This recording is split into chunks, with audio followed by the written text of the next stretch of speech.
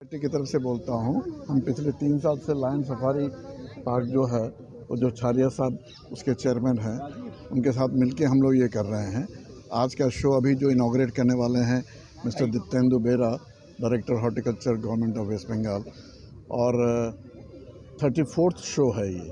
44 साल हो गया सोसाइटी को, लेकिन अभी बीच में से कोविड के टाइम में या शुरू के कुछ साल में हमने नहीं किया था शो।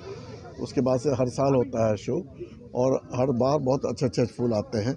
इस बार थोड़े से फूल कम आए हैं, मैं समझता हूँ फूल कम आए हैं। वो इसलिए है कि इस बार का मौसम अगर आप लोगों ने देखा हो तो जुलाई अगस्त के बाद काफ़ी बारिश लंबा खिंच गया।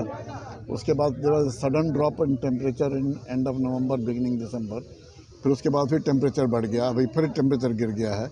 इन सब चीज़ों से गुलाब में बहुत फ़र्क पड़ता है, तो उस करके गुलाब कम आए हैं तो से। लेकिन फिर भी जो मैं कहूँगा 77 पॉट्स हैं। ये जो पॉट कल्चर जब मैं इनको पहले बता रहा था, ये सिर्फ वेस्ट बंगाल में होता है और कहीं नहीं होता है।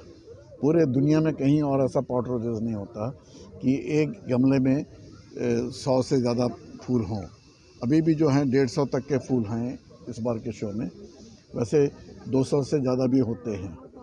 और ये सब जो कल्चर है पॉट में करने का, वो वेस्ट बंगाल का स्पेशल कल्चर है और वो है। और इस बार जो हमारा शो हो रहा है उसमें हम लोगों ने एक नया अवार्ड रखा है, वीरू वीरा राघवन अवार्ड, जो हमारे एक बड़े एमिनेंट रोज़ ब्रीडर थे वीरा राघवन साहब, उनके नाम से वीरू वीरा राघवन अवार्ड रखा है, जो कि लाइफ टाइम अचीवमेंट के लिए मिलेगा। अभी हम लोग थोड़ी देर में इनॉग्रेशन प्रोग्राम में उसका अनाउंस करेंगे और उनको देंगे अवार्ड। इस बार का जो शो है that is dedicated in the memory of S.B.. Mukherjee. S.B.. Mukherjee हमारे पहले प्रेसिडेंट भी होते थे और एक वो पहले सेंट्रल गवर्नमेंट में मिनिस्टर थे और बहुत बड़े लॉयर थे। उनके मेमोरी में हमने रखा है शो। उनकी लास्ट ईयर डेथ हो गई उनकी, और हम उम्मीद करते हैं कि भाई आगे बढ़ता रहेगा शो और अच्छे से अच्छे गुलाब हमारे पास यहाँ पे आएंगे। छारिया साहब, हाँ जी, my name is doctor Narendra Dablani. I am the president of Bengal rose society.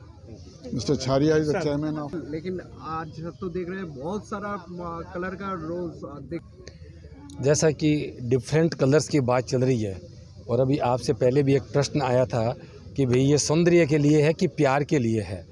तो अगर रोज़ को हम देखें तो जन्म से लेकर अंतिम समय तक रोज़ की ज़रूरत पड़ती है, सुगंध की ज़रूरत पड़ती ही रहती है। और मैं तो इस संबंध में ये कहना चाहूँगा कि अगर सर्वांगीण व्यक्तित्व का विकास करते हैं हम, तो फिजिकल डेवलपमेंट चाहिए, मेंटल डेवलपमेंट चाहिए, इंटेलेक्चुअल भी चाहिए। तो फिजिकल डेवलपमेंट और मेंटल डेवलपमेंट ये दोनों तो यहाँ पर अगर आते हैं और ये खुशबू मिलती रहती है, ये दोनों डेवलपमेंट में तो कोई दिक्कत ही नहीं है।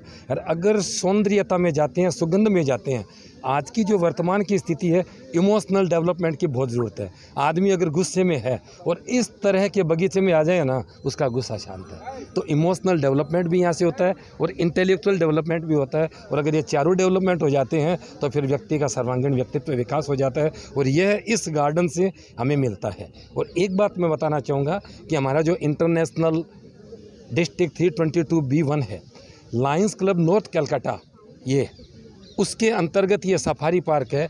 ये पूरे वर्ल्ड में अगर हम देखेंगे ऐसा गार्डन शायद पूरे विश्व में भी 1 या 2 जगह होगा जहाँ पर हमारी लायंस क्लब मेंटेन करती है। और एशिया का सबसे बड़ा ये हमारा बगीचा कहें, गार्डन कहें, ये है। तो मैं लायंस क्लब डिस्ट्रिक्ट 322B1 की तरफ से भी मैं हमारी जो एक क्लब है लायंस क्लब नॉर्थ कलकत्ता, इसके प्रति वेरी थैंकफुल कि इस तरह का कार्यक्रम आयोजित करते हैं और व्यक्तित्व का, सर्वांगीण व्यक्तित्व के विकास करने में, आगे बढ़ने में अप्रत्यक्ष रूप से केवल नहीं प्रत्यक्ष रूप से सहयोगी बनते हैं। जैसा कि वहाँ पर आप आके देखें, यहाँ पर बच्चे भी आते हैं, महिलाएं भी आती हैं और अभिभावक भी आते हैं।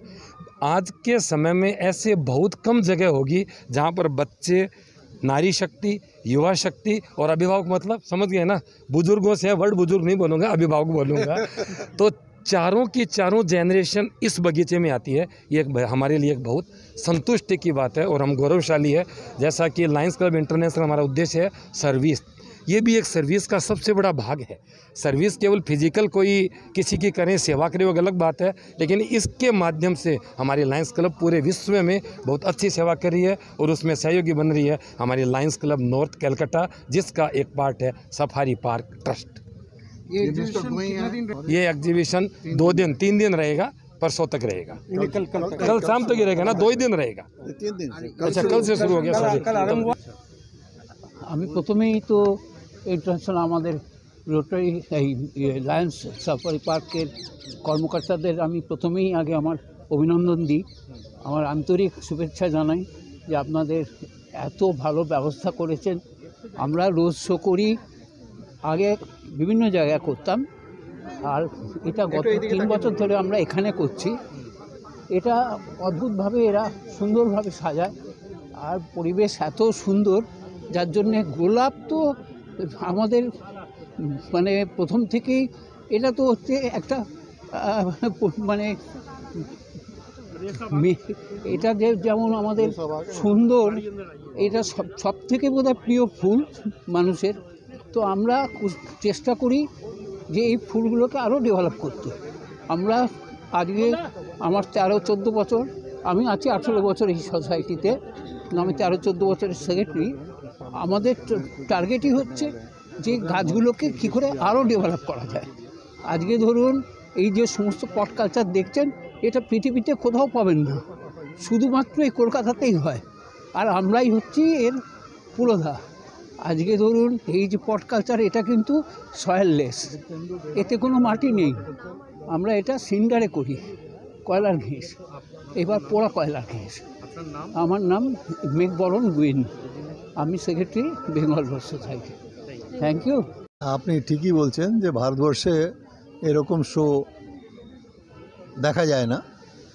এই রোজ সোসাইটি যে আছে 34 বছর ধরে এই শো অর্গানাইজ করছে। আমাদের এখানে লাস্ট 3 to 4 ইয়ার্স যে আছে এখানে শো এরকম শো হচ্ছে। এইবারে আরও বেশি ধরনের যে আছে ফুল এখানে এসছে। আর এই যে ফুল, আগে যে আমরা ভাবতাম যে শুধু কাশ্মীরেই গোলাপ ফুল বা এলো ফুল এই তাদের চাষ হচ্ছে, কিন্তু এখন দেখা যাচ্ছে যে এই ফুল দেখে আর সব কিছু ভুলে যাচ্ছি। এত সুন্দর ফুল, এত সুন্দর মানে পাবলিক এত সুন্দরভাবে যে আছে, আমরা ভিতরে প্রায় 2000 ভ্যারাইটি ফুল ভিতরে লাগানো যে কাঠ ফুল, সেগুলোকে দেখেই লোকে এত আনন্দিত হচ্ছে। কালকে থেকে এটা চলছে আর কি, 12 তারিখ থেকে 14 তারিখ 3 দিন এটা কন্টিনিউ চলবে। আর কালকে প্রচণ্ড ভিড় হয়েছে, এবং আজকেও একটু পরে আপনারা দেখবেন যে ভিড় মানে লোক আটবে না, এত এই শোর জন্য অপেক্ষা করে যে কখন এই শোটা হবে। এবং বিশেষ করে রোজ সোসাইটির সঙ্গে যতক্ষণ আমরা এখানে ইনভলভ হয়েছি, তারপরের থেকে ওদের ফার্স্ট চয়েস হচ্ছে এই south Kolkata north Kolkata lions safari park. আর এই সাফারি পার্কে কি আছে, বাচ্চা থেকে নিয়ে বড়োর পর্যন্ত সব রকম সুবিধা আছে। অ্যাকোয়া প্রেশার, যোগা, মেডিটেশন, তারপরে দোলনা, লেডিস জিম, জেন্টসের জন্য মানে প্রত্যেকের জন্য কিছু, সিনিয়র সিটিজেন পার্ক, এইদিকে মানে যা কিছু দরকার আছে মানুষের লাইফে ফর হেলদি, সব কিছু এখানে আছে, আমরা ব্যবস্থা করেছি। হ্যাঁ, দেখতে পাওয়া যাবে কত রকমের গোলাপ এখানে, প্রায় কাঠ গোলাপ আছে 2000 রকম ভ্যারাইটিস, আর এমনি 70টা পট আছে 70 রকমের যে আছে পট ডিফারেন্ট জায়গা থেকে এসছে, কোনো মিদনাপুর থেকে, কোনো ইচ্ছাপুর থেকে, কোনো মুর্শিদাবাদ থেকে, বিভিন্ন জায়গা থেকে ওরা এই গোলাপকে খুব মানে যত্ন করে চাষ করে। মেইন স্পেশালিটি হচ্ছে পটের মধ্যে এটা আপনি অত বড় আপনি গোলাপ ফুল গাছ দেখতে পাচ্ছেন। একটা গাছে 300-400 করে ফুল আছে, এটাই হচ্ছে মেইন স্পেশালিটি। না ভ্যারাইটি তো আছেই।